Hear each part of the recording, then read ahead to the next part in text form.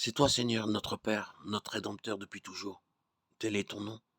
Pourquoi, Seigneur, nous laisses-tu errer hors de tes chemins? Pourquoi laisser nos cœurs s'endurcir et ne plus te craindre? Reviens à cause de tes serviteurs, des tribus de ton héritage. Ah, si tu déchirais les cieux, si tu descendais, les montagnes seraient ébranlées devant ta face. Lecture du livre du prophète Isaïe 63, 16. Dieu, fais-nous revenir, que ton visage s'éclaire, et nous serons sauvés. Berger d'Israël, écoute, resplendis au-dessus des kéroubim. Réveille ta vaillance, et viens nous sauver. Psaume 79. Lecture de la première lettre de saint Paul apôtre aux Corinthiens. 1, 3, 9. Frères, à vous la grâce et la paix de la part de Dieu notre Père et du Seigneur Jésus-Christ. Je ne cesse de rendre grâce à Dieu à votre sujet pour la grâce qu'il vous a donnée dans le Christ Jésus. En lui vous avez reçu toutes les richesses, toutes celles de la parole et de la connaissance de Dieu, car le témoignage rendu au Christ s'est établi fermement parmi vous. Ainsi, aucun don de grâce ne vous manque. À vous qui attendez de voir se révéler notre Seigneur Jésus-Christ, c'est lui qui vous fera tenir fermement jusqu'au bout, et vous serez sans reproche au jour de notre Seigneur Jésus-Christ. Car Dieu est fidèle, lui qui vous a appelé à vivre en communion avec son Fils Jésus-Christ notre Seigneur.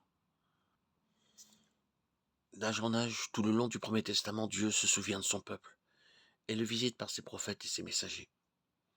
Ainsi, Isaïe redonne confiance au peuple juif au retour de l'exil. Tout contribuait à décourager et à déstabiliser les gens après les dures années de déportation. La réalité était loin du rêve. Où est Dieu? Dans une prière implorante, mais animée d'une foi inébranlable, le prophète se fait l'écho de cette misère spirituelle et l'intercesseur pathétique de son peuple.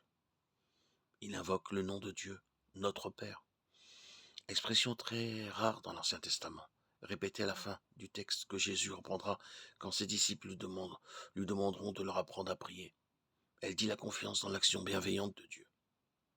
Le psaume 79 appelle le Seigneur berger d'Israël, témoignant de la proximité de l'amour de Dieu pour son peuple. Le péché consiste chez Isaïe à ne pas invoquer le nom de Dieu. Ici, vivre, c'est l'invoquer. Paul, dans la deuxième lecture, prépare la communauté de Corinthe au jour de la venue du Seigneur, en lui rappelant qu'elle a tout reçu des mains du Père en recevant le Christ, qu'elle peut attendre avec confiance. Dans l'évangile de Marc, que nous entendons,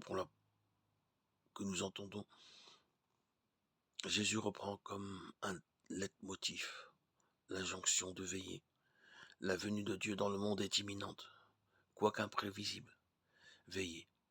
C'est prier pour être rempli de l'Esprit Saint et contribuer avec lui à l'avènement du royaume. En ce temps-là, Jésus disait à ses disciples, prenez garde, restez éveillés, car vous ne savez pas quand ce sera le moment. C'est comme un homme parti en voyage. En quittant sa maison, il a donné tout pouvoir à ses serviteurs, fixé à chacun son travail, et demandé au portier de veiller. Veillez donc, car vous ne savez pas quand vient le maître de la maison, le soir ou à minuit, au chant du coq ou le matin, s'il arrive à l'improviste. Il ne faudrait pas qu'il vous trouve endormi.